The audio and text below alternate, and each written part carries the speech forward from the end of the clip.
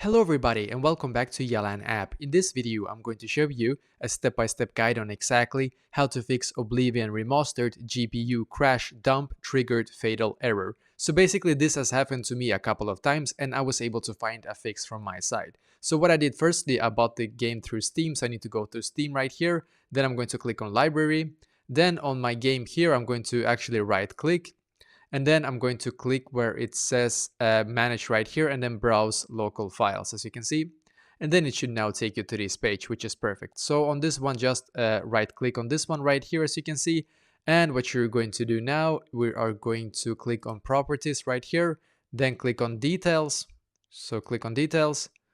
Compatibility. So click on compatibility here. Then you're going to actually make sure that this one run this program as an administrator, that this one is on. Then click on apply, then click on OK. Now there is actually another thing you need to do after that. So when you have done this, you're going to now start up your game. I'm just going to click on yes here. So we're just going to wait, just click on OK here. If you get this error message, it doesn't matter, we can still actually open up the game. Now when the game is going to open up, you're going to click on Control, Shift and Escape.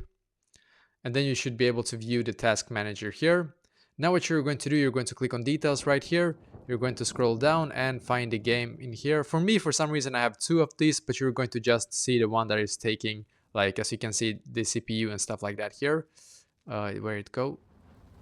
Sorry. Oh, here it is. Yep. Just right click on this one right here, as you can see.